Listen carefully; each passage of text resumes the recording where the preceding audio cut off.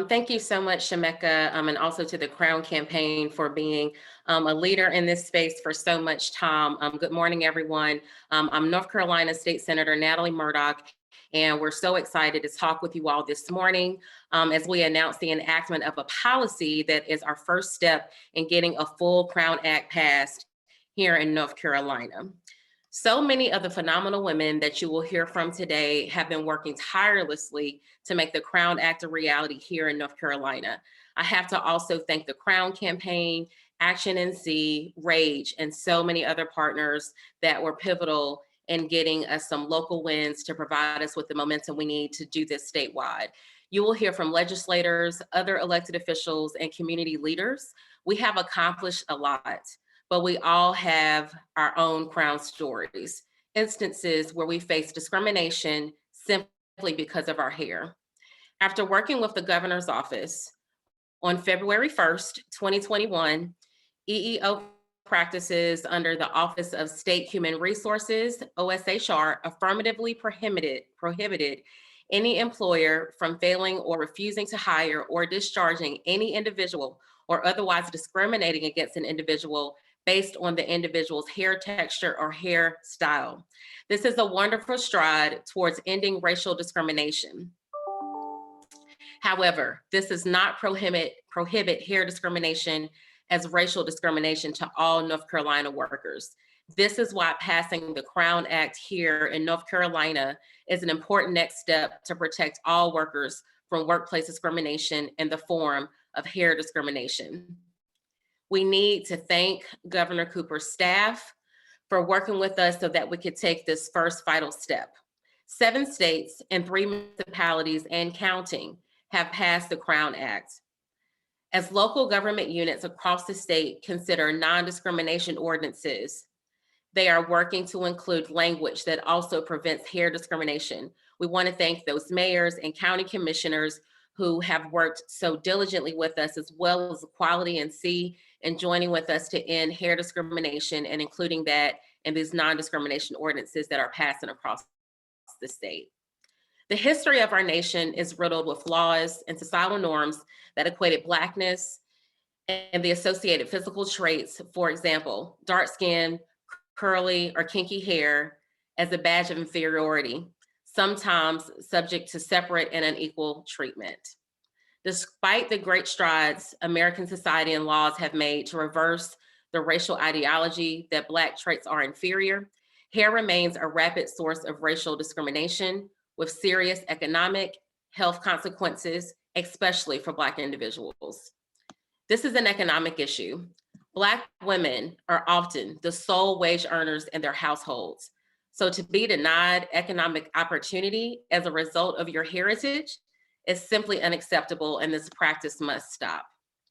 Workplace dress code and grooming policies that prohibit natural hair, including afros, braids, twists, and locks, have a disparate impact on Black individuals, as these policies are more likely to deter Black applicants and burden or punish Black employees more so than any other group. In a society in which hair has historically been one of the many determining factors of a person's race and whether they are a second-class citizen, hair today remains a proxy for race. Therefore, hair discrimination targeting hairstyles associated with race is racial discrimination. The Crown Act will protect the rights of North Carolinians to maintain natural hair or hairstyles that are closely associated with their racial, ethnic, or cultural identities. Where there is a strong historical association between hair texture, hairstyles, and the two are intimately connected with race, then they simply cannot be separated. Black people are frequently targets of racial discrimination based on hair, whether it be bias-based profiling by law enforcement or discrimination by employers, housing providers, and providers of public accommodations. The Crown Act would provide protections and recourse from this discrimination. Today, you will hear from Representative Candy Smith, who will be filing the Crown Act in the House, as well as my colleague, Senator Deandra Salvador, who will be filing this bill with me in the Senate. With that, Senator Salvador, please share with us why you are sponsoring this legislation with us this session. Thank you, Senator Murdock. Thank you, Shamika. Along with thank you to all of the coalition partners, Action NC, and all of the incredible people and Black women that have really pushed this campaign forward. Senator Murdock, thank you for a picture of what the Crown Act means within our communities, showing how this is an economic issue as much as it's a racial justice issue. And is that an issue that we all across North Carolina should be concerned about. It's an unfortunate reality that Black people, Black women in this country are viewed upon the basis of their hair or appearance rather than their merit. That's what the EEO change is working to address for state level employees. And that's what the Crown Act legislation will be working to address for Black women across North Carolina. It's unfair and unjust for someone to be passed for a promotion or not hired or have to go under undue mental burden because they are wearing a hairstyle that is natural and a part of their culture.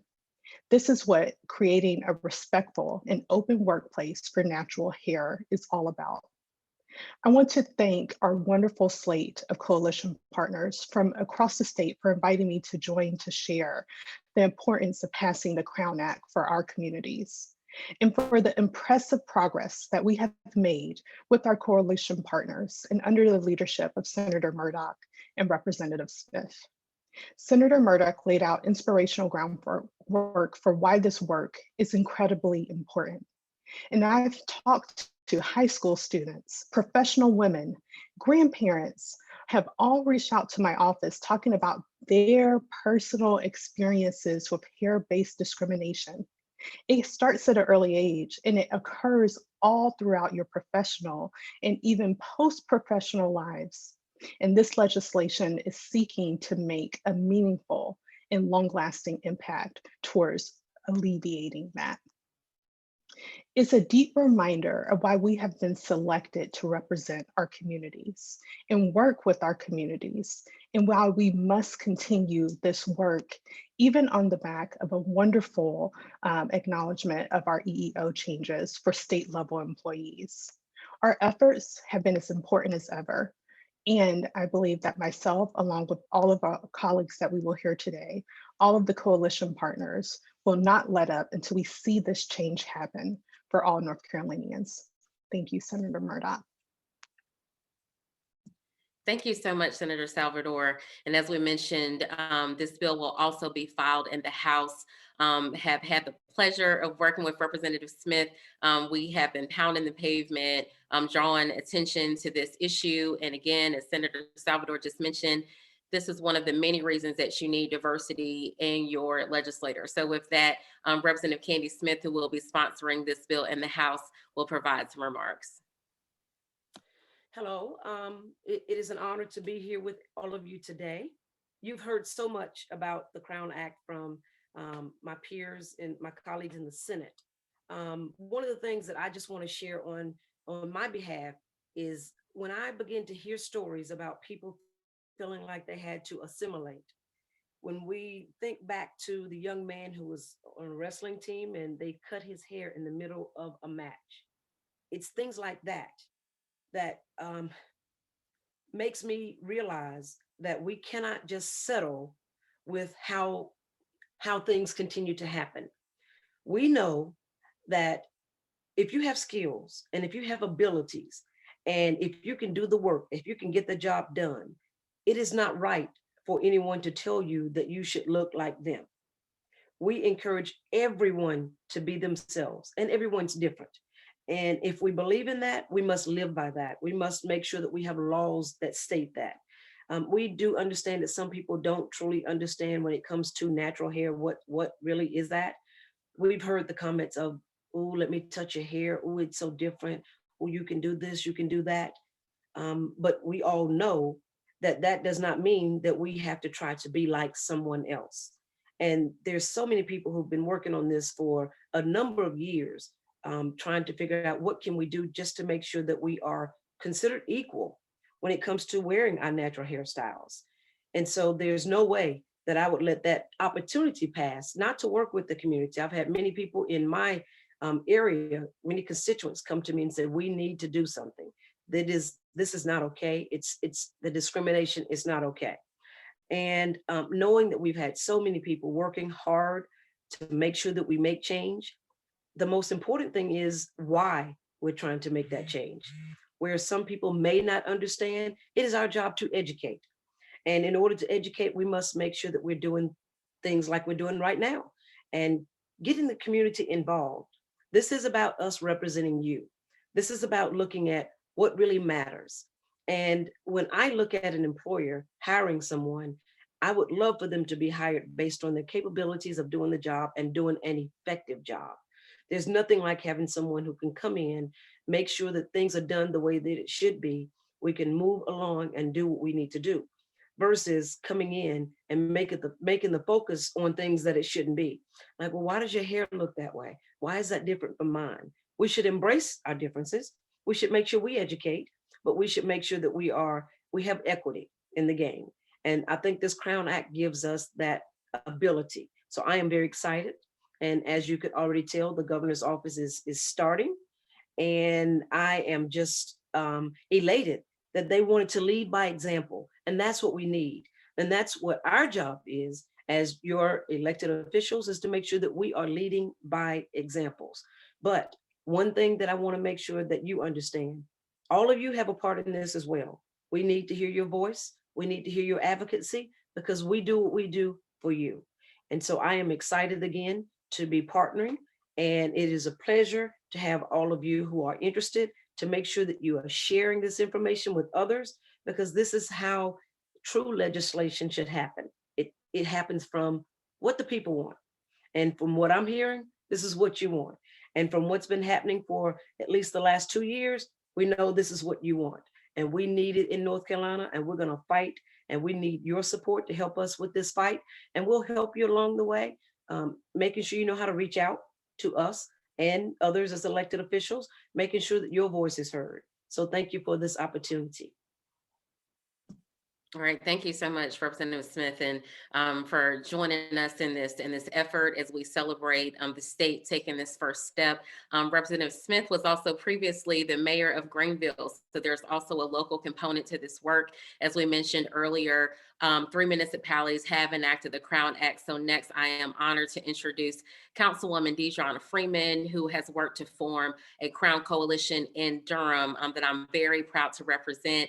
And it was with her leadership that Durham will be the first to not only include the language in their NDO, but to have a standalone Crown Act resolution. So with that, Councilwoman Freeman, let us know how you got involved in this work, why it means so much to you, and explain to us the importance of what our municipalities and counties can do across the state. Thank you, and thank you, Representative Smith and Senator Salvador. I appreciate the opportunity to be here today.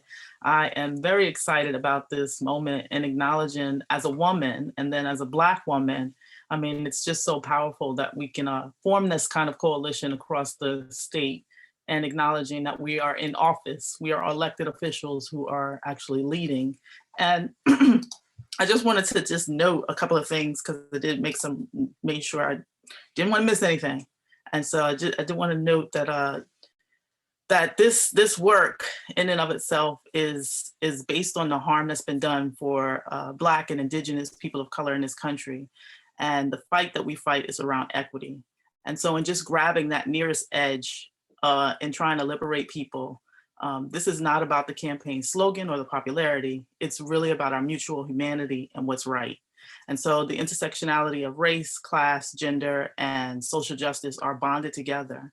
And so as a member of the Durham City Council, when we recently passed the Anti-Discrimination Ordinance, the conversations weren't around hair and hairstyle. And just having that included in that ordinance, it meant so much more to so many people who have been talking about this for years.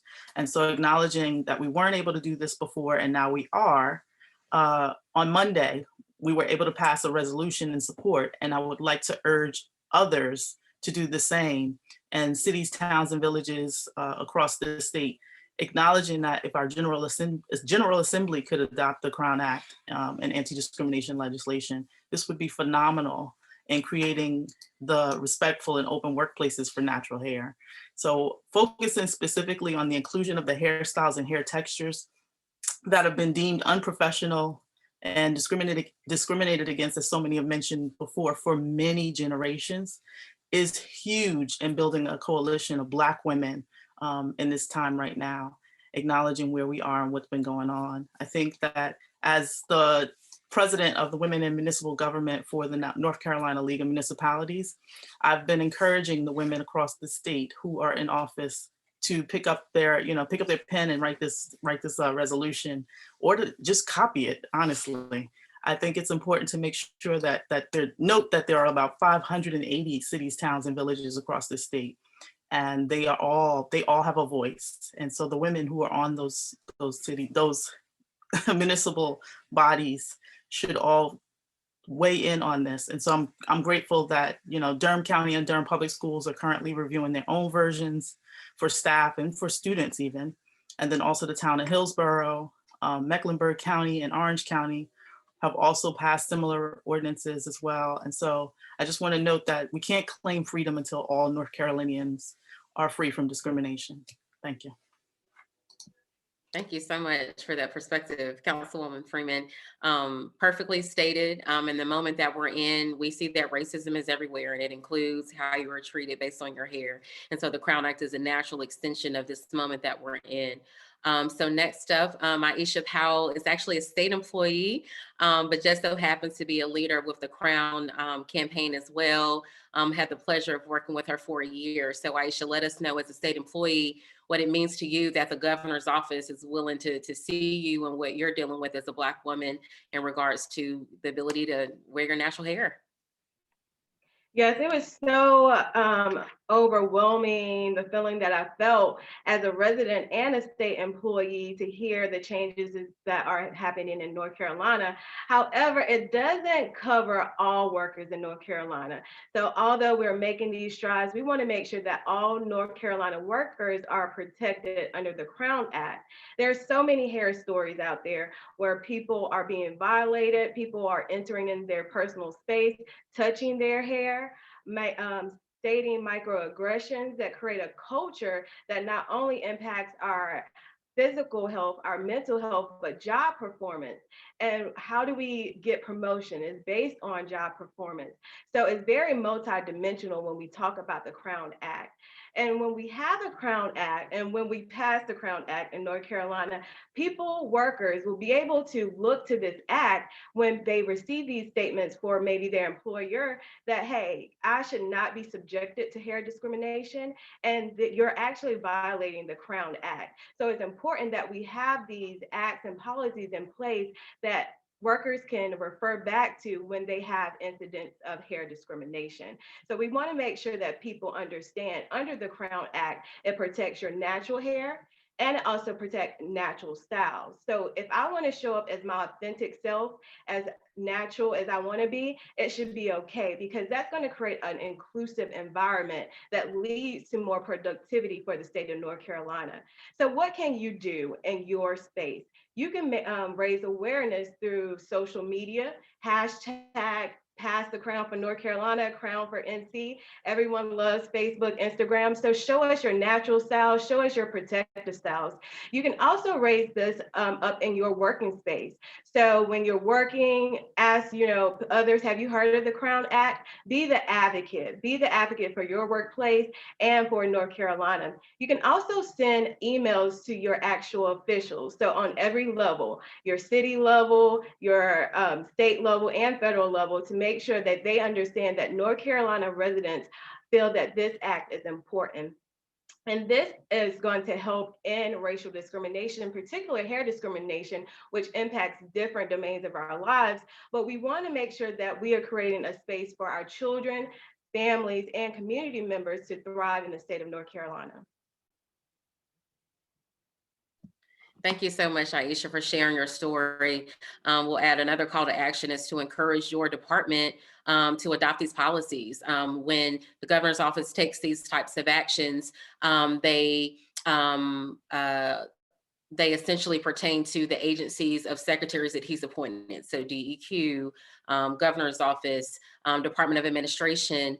But let's say someone is with another agency, they don't have these protections, your colleges, your universities. So as a state employee, ask the directors of those departments to follow suit, to take the lead of this EEO change, so that you have these protections as well. So next up, we have Shemeka, who has been a phenomenal champion for the Crown Campaign. I believe one of the founders of the Crown Campaign, met her as she was doing advocacy in this work some years ago. So Shemeka, let us know more about how folks can get involved in the Crown Campaign and how you've been involved in getting it passed in other states such as Colorado. Thank you so much. I'm so excited and definitely looking forward to amplifying the work that you all are doing so brilliantly across the country and locally here in North Carolina. My partner, Dr. Bernice B. Ramallah, and I began the Crown Campaign after hearing about the Human Rights Commission out of New York launching the first version of protections from hair discrimination as racial discrimination in New York, and then the Crown Act passing or being presented in California was to follow suit, and this was under the guidance of Adjoa Samoa. Dr. Bernice Ramallah and I really wanted to create, because we had lived experience, we had been discriminated against, we have our hair stories, and we wanted to create space to amplify the voices of people with lived experience, which is one of our projects that we focus on amplifying those that have lived experience facing inequities, whether it's economic inequity because of hair discrimination, economic inequity because of economic discrimination, our health and well-being, the amount of money that we put in the hair to look a certain way that was presented, antiquated to us where we are now. So we are amplifying those voices, whether you're wearing natural hair or protective styles. But we're also amplifying all forms of inequity and injustice to create a pathway for people to have that space to be amplified. And so with the Crown Act, we've been given a model to look at what's possible when it comes to state and federal legal act. And what we've done within the village of the Crown community is collectively gather what people have already been doing already, whether it's amplifying research to do this. We've written letters of condemnation to school systems because of their discriminating against a 4-year-old in preschool. We've provided advocacy for that grandmother that could not get employment because of the racial discrimination at all levels, even to her having charges pressed against her because she wanted to send her 4-year-old child to pre-K. And our win was that they just quit the whole pre-K program. They cut it out for the whole county. So that's the level of what theory to practice looks like when we can get teeth and advocacy around it. And so I just want to amplify that this is the first what's possible that we've seen to look at a focus on non-discriminatory ordinances to include this language. So I just want to amplify and shout out to you all, Durham, for lifting this up as a what's possible to other communities that are looking at you all, whether it's the resolutions that are being written. Alabama was modeling that. Now we have one person that saw and was inspired by the work that's happening with here in North Carolina and was able to amplify an opportunity to create. Now she's looking at, well, where are some examples of the policy work that we can do? What's next? She's empowered. Someone that never thought that she could find purpose has found purpose in amplifying a way to protect her community. So hats off to you all for what you're doing. And as a co-founder, I'm astonished at what North Carolina is doing, but as a North Carolina native, I'm proud to see what's manifesting from having a vision to make sure that we were beating the odds, that what we couldn't do, we're showing it can be done. So thank you, Senator Natalie Murdock, for creating this space and amplifying the work of these great people. And I'm so happy to be in alignment and partnership with North Carolina moving the Crown Act for NC. All right. Thank you so much for Shemeka. And thank you for reminding me to lift up, I call her the queen of this movement, Adjoa Samoa. who I just happened to meet by doing some work nationally. And every single photo you see of a governor that has signed this law signed this law, including California, New York, the list goes on and on. She has been involved and on the ground from the very beginning, most recently in Delaware. They are moving forward in Delaware, so did have to lift up our sister, Ajwa Asmoa, I believe with ABA Consulting, and she has just taken this movement to the next level, has been involved from the very beginning. So before I close with the call to action and open it up for questions, we do have Tia Hall on, who is the chair of the Political Action Committee for the Durham Committee for the Affairs of Black People right here in Durham. And she shared her Crown story with me at a conference some years ago. So Tia, if you can share why you are passionate about the Crown Act movement. Thank you so much, Senator Murdock. Thank you, Shemeka, Aisha, Councilwoman Freeman, and everybody who has done this work. For me, I am so grateful to see this. When I shared my story back in the early 90s, I worked on Wall Street. And in front of the CEO of, I won't name the bank, we were told as the few Black women that were there, natural hairstyles would limit our ability to progress in an organization. I did not have a body of people to lean into to fight that level of discrimination. It felt very isolating.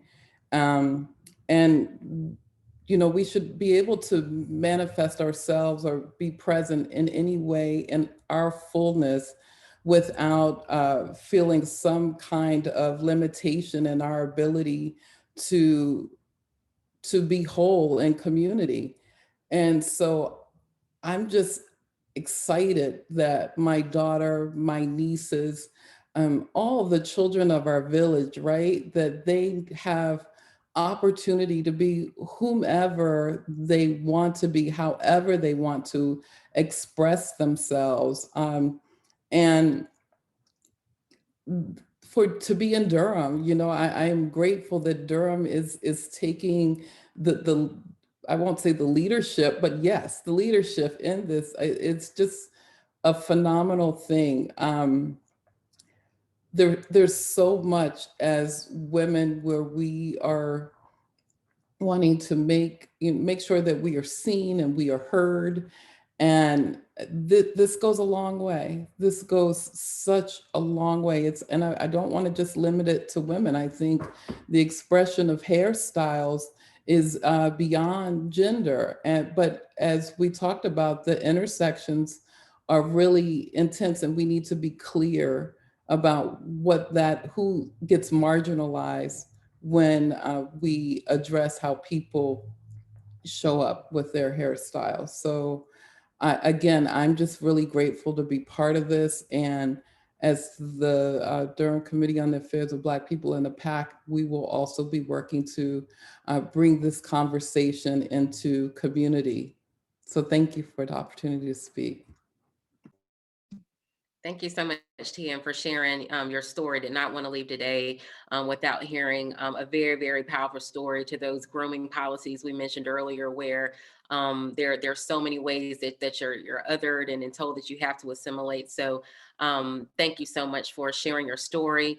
And just wanted to share some items of how folks can continue to get involved before we open it up for questions from the press. As we mentioned earlier, if you are a state employee, let them know about this policy. We can provide you with the link so that you can learn more about this new policy that just went into effect February 1st with the EEO office for our State Office of Human Resources. Ask your agencies, your colleges, your universities that staff are provided with these same protections. At the local government level, we have draft resolutions, draft proclamations. We have also submitted a request that July 3rd be Crown Day for the state of North Carolina. So we can provide you with that proclamation so that you can also share that with your local governments.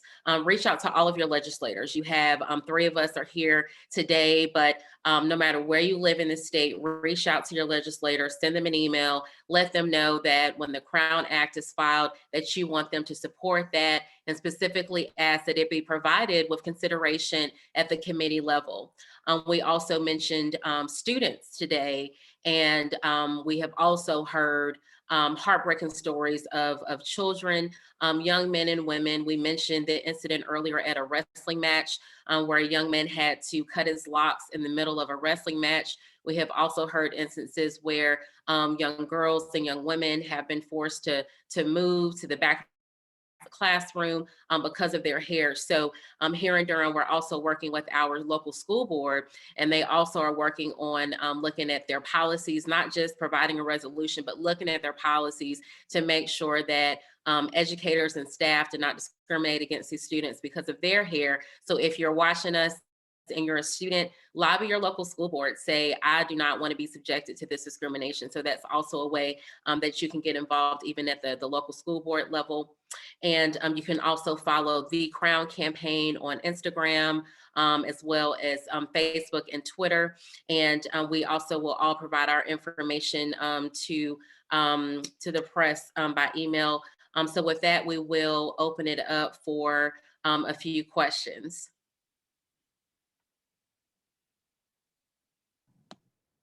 I've got a couple. This is Dawn Vaughn with the News and Observer. Just looking at the bill filings page, is there a timeline on filing the bills? And then I was looking at the state HR website, and they don't have anything obvious to employees about this yet. So I guess, how is the message getting out internally?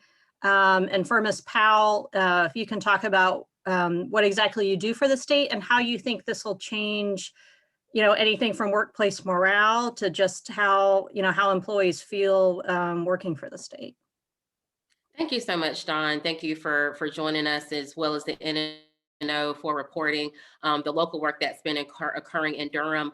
So since the announcement was just made on February 1st, they are still working with staff to get the word out, to let folks know that this policy change has been made.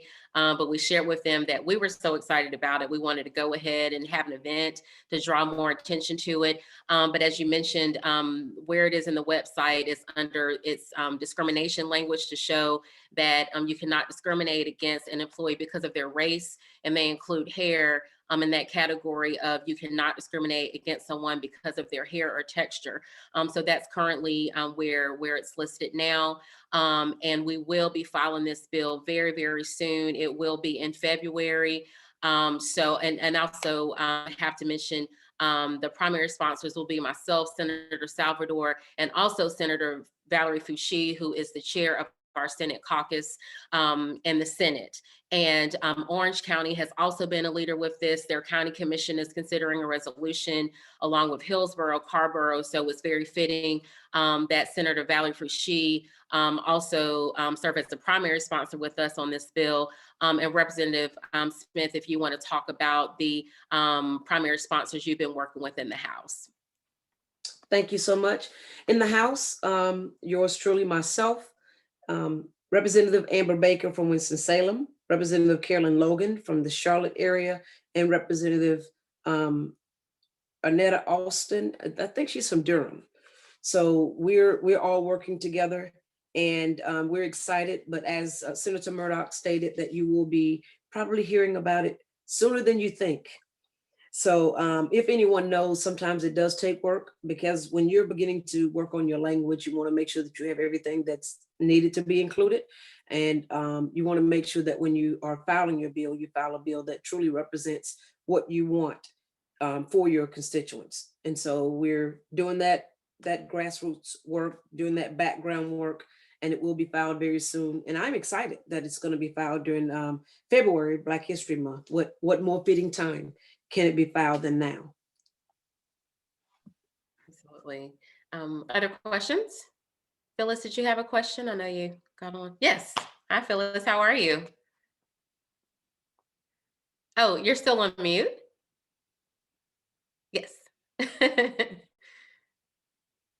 is not working. Okay, now can you hear me? Yes. Okay, so what I wanted to ask, first of all, I would like this question to go to Deidreana Freeman, to our councilwoman, Durham councilwoman. You put in the chat that this would go into effect in Durham in July, on July 1. Could you talk about, will this mirror the bill that has been introduced in the state? Deidreana, you're still muted. Sorry about that. I started talking. Yes, it will. And thank you for that question. It is an honor to just you know, having a moment with you, with Ms. Phyllis Coley over here in Durham. But I just wanted to say, yes, it'll definitely mirror what Representative Smith is talking about in the House being presented, and what Senator Murdock and Senator Salvador will be presenting as well, acknowledging that the heavier lift is for the city on the human resources side. We've got to get the teeth in place to make sure that if there is discrimination, what will follow, kind of the process and protocols that'll be in place for that. And so allowing the staff to come up with that in a little bit more time. We've given them at least another 4 months to come up with that. So. Thank you for that, because that was going to be my follow-up question, is what are repercussions? Okay, so we have a bill and we have these in place, and but what's the repercussions? I mean, so many times we have bills and they're just bills. I will say that specifically for Durham, I know that the kind of conversations that have been had about staff and situations where people are touching your hair, or, you know, or are asking you questions about your hair, or making statements like, you know, you're not gonna progress in your professional life. I think there should be different levels of kind of like of consequences, I guess, for those actions, but I think there should be consequences. And so just acknowledging that we want to make sure that there are proper protocols for that aspect of it, but we also want to make sure that in areas where it's specific to safety. So say, for instance, you know, wearing a goatee, my husband who works at the landfill has to keep his face clean, and he can't have a full grown beard because he has to be able to put a respirator on. So the very detailed aspect of how having this in place can impact, you know, workplace changes. We want to make sure we take all of that into account. And so the city attorney's office is working on that now. And does the language include people under 18? Does it just say all females? For the city of Durham, I think it's just specific to the employees. I know for Durham Public Schools, Commissioner Javanya Lewis has mentioned they're trying to figure out exactly what it would say for students. So it's taking them a little bit more time just to look it up. And then just for, I guess, for the senator and for senators, well, in the House and the Senate, I'm sure that they'll be addressing it at as young as, you know, as 4 years old with a preschooler. So just making sure that all women, all young females have the opportunity, females and males have the opportunity, or non-male, whatever non-binary person it is, that each person has the opportunity to express their hair and hairstyles naturally. So I would like then to address that to either one of the state representatives, to ask, what will be the age, or what's the language? Yes. So again, as we mentioned, this is just a first step. With the full-on Crown Act, it will apply to everyone in the entire state. With the policy that was taken up by the governor's office, it would be for specific state employees that are under the purview of the governor. So those include all of the departments where he appointed an individual. So DEQ, the Department of Administration, all of those departments now have to comply with this regulation. And it is guidance that will be provided to the HR director so that they know that this is a practice that will be prohibited. And also, as an employee, you do have a right to file a complaint. So if an employee felt that they were subjected to this discrimination, if they file under the purview of this specific policy change, then they can file a complaint and cite, your guidance says that you should not discriminate against me because of my hairstyle. So now they do have the right to file that complaint. Does the language say this is for African Americans, or is this across the board, no discrimination for hairstyles? Yes, others can definitely chime in. In my opinion, what makes the Crown Act unique, because others actually have tried and failed to make those claims, but the Crown Act shows that since race and ethnicity is a protected class, that if you say that your hair is an extension of your race and heritage, because it is, then that's where those protections fall under. So it really is tied to race and ethnicity, but others can add too. But other races could use this rule as well. Exactly. Because once it's a law, it's a law. Mhm. And so anyone is able to take a look at that law and see how it applies to them. And that's the reason why when you're creating a law, you don't just throw it out without thinking about these things.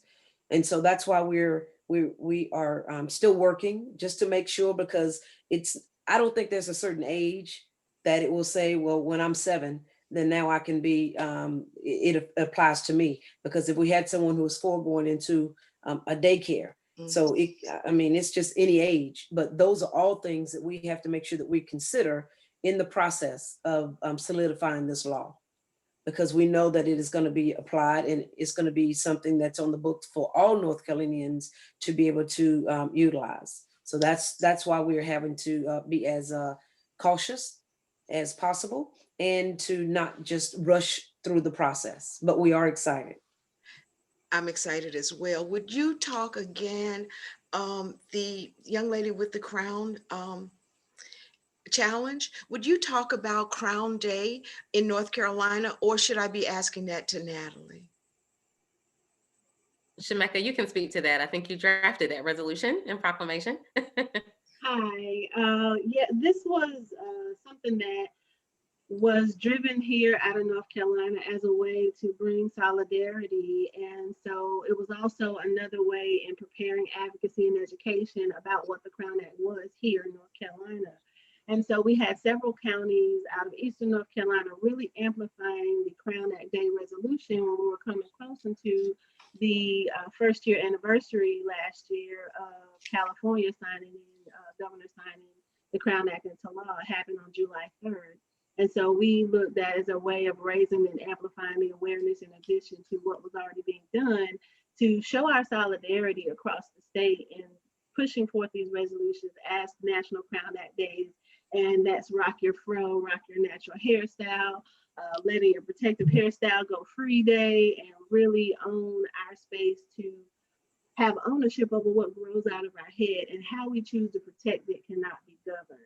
I do give a more national lens when I think about other states that are taking this step. So to the question, I would amplify, we have sample states like Colorado. We wrote a letter of support with 2 other national organizations, amplifying that they were targeting not only hair, they were also targeting head coverings, and will also be inclusive of head wraps. And they got some pushback and concerns that, that would knock it out.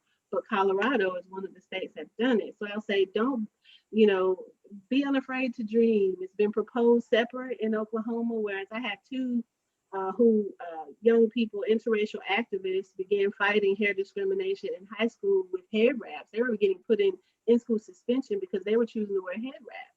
And they fought for 3 years while in high school to get the policy to change to be inclusive of head coverings, because they were even, they had friends and colleagues that were being denied that were First American, Native American, that were not allowed to walk with their regalia, their feathers, their respectful things to honor them. And so they've been fighting, and now they're looking to write policy just like North Carolina, just working on a school level version of this. So I think each state can create this, but having that awareness, having that access to know what's possible is what makes this journey so creative and unique in going for pushing the Crown Act in North Carolina. We have several models to look at and how we present what really looks like passing for North Carolina. And when is Crown Act Day in North Carolina? July 3rd. Is that by design? Well, it is in honor of the Crown Act passing, the first state to pass it. It was signed by the governor on July 3rd. It was actually during the Essence Festival, which I'm sitting here like, oh my gosh, I was at the last Essence Festival that it was ever going to be the normal Essence Festival.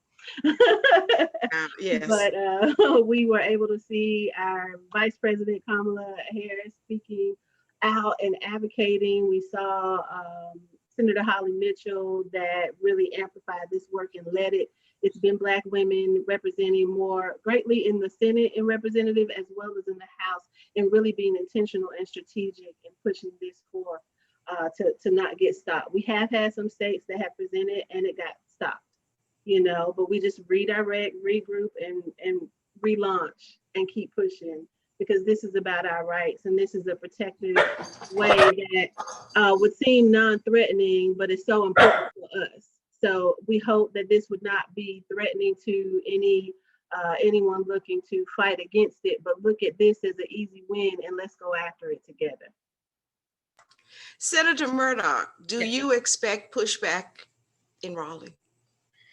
We are focused on getting the bill filed, having these types of events to really build grassroots support. I think what was mentioned earlier, and I've had the same experience as Representative Smith, that yes, this is a popular topic right now. It's gaining a lot of steam, particularly in the movement that we're in politically.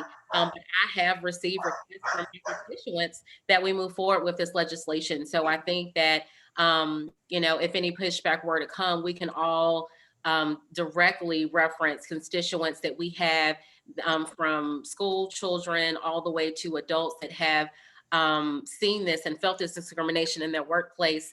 They all can share their stories. I encourage them to share them with our legislators. So we are moving forward. We'll be filing those bills, talking with our colleagues to gain support, and can't stress enough the importance of everyone reaching out to their specific legislators so that they encourage them to not only support the bill, but to make sure that it's truly considered seriously. And just and to if you follow, don't file it, it can never pass. That's what I always tell people. It can never be considered if you don't file it. and just to follow up on that, I think a lot of it will be education in North Carolina, because I think that many of our peers may not truly understand it. And so I think it's going to be a lot of education in the beginning. So we don't know, but I think every bill that's presented always has pushback because you have so many people looking at it. I don't think that's a bad thing, because maybe someone may add something in to consider to maybe amend the bill to help make it better. We're never against that. We're just making sure that we are wanting to move forward to cut out and decrease any probability of this discrimination. That's our whole purpose. And my last question. If I could add before.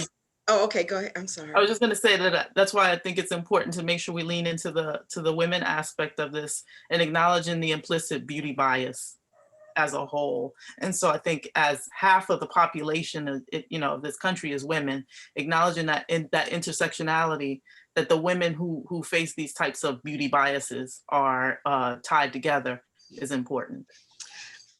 So my last question is for each one of you, or whoever would like to take this question. What's your call for action for us as Black women? Who wants to take that one? I can start. I know that it's important to make sure that we are supportive of women in office. It's important to make sure that we're supporting the people who are working and facing this discrimination. And so being a voice and an advocate around the issues as they arise is important. So this is not new. I mean, multiple generations of women have faced these things. The stories they tell you kind of sit in a vault. And many times you hear the beauticians telling the stories because they're the ones holding them all, trying to make sure that your hair looks right so that you're not discriminated against. And so I know that this conversation is starting with us here, but it's in the community that these stories have to gather, and we have to push together, making sure that we move forward so that there isn't discrimination against the women, especially Black women. Mm-hmm. And also would add still just the importance of advocacy. I mean, there are so many policies that were specifically really moved forward by women, but also young people. And I still want to remind people we are elected officials. This is still a democracy, and you have every right to speak up for the policies that you think should move forward. You know, it's not up to us to make that decision. It's really up to the people. So I think the call to action is to communicate that, you know, if it's your school board, if it's your employer, if it's having an event, if it's utilizing your all platform with the social media age, we all have a platform, sharing your story of discrimination. Back to Representative Smith's point about education, I'll acknowledge I have a colleague that's supportive that still really didn't understand it. And thank goodness they were upfront about that. But we have to have those conversations. So I think the call to action is to share those stories, because we're suffering in silence. We kind of just deal with it. You know, myself included, you know, being an elected official, you know, folks think you got to look a certain way. So oftentimes we just kind of go about our day, go about our life, and have these conversations in private. And now we are sharing these stories that we have all experienced this in the workplace. We all know for a fact that we were denied opportunities and access as a result of our hairstyles. So the call to action would be to stop suffering in silence and to make your stories publicly known. Hey, this is Shemeka. When I think of that, I think about us all finding our voice and putting power behind it, because we all have what we need. Our lived experience tells much more than any expert that can be paid. And when we amplify our voice and our truth, I was violated in a notary public class.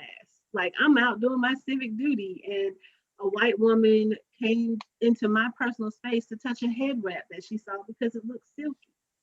If I knew that there was something that was available that had some teeth at that time, and that was 2018, you know, I would have absolutely been looking to see what protections I could have for myself, because I shouldn't have to subject myself to that.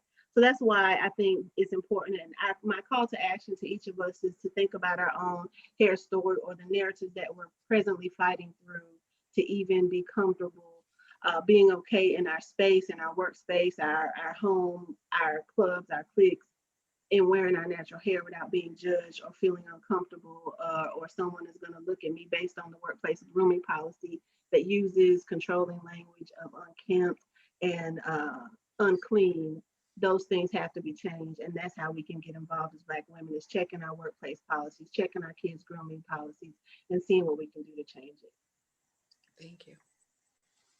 Thank you so much, Phyllis and Spectacular Magazine. We have a question from Don Vaughn with the News and Observer.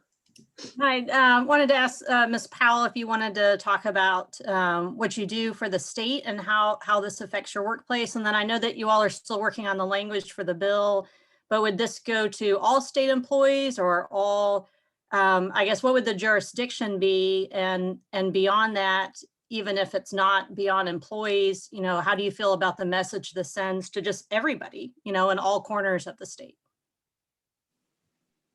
Yeah, so Aisha, yeah, if you go first. Yeah, definitely. So as a university employee, this is very important because we work with a diverse group of students, staff, and faculty. This provides economics to the greater good of North Carolina. So particularly as a state employee, I think it helps with the culture there, the culture shift, saying that we are okay to show up as our authentic self with our hair, with our protective styles. And again, we can always refer back to this policy if we're subjected to any incidents of hair discrimination. So it's a shift in culture and awareness through education. Okay. And to answer the second half, we're going for it all, because I always believe in that. We're going for the coverage in the full state of North Carolina, and that's everywhere. That's what we're going for. Now, because again, you're dealing with so many people making these laws. We'll see what the response is and what we get back, and what actually comes of it, because there's a possibility it could come and say, well, let's just start with the state first, and then, or let's just start with this or that, and ease our way into.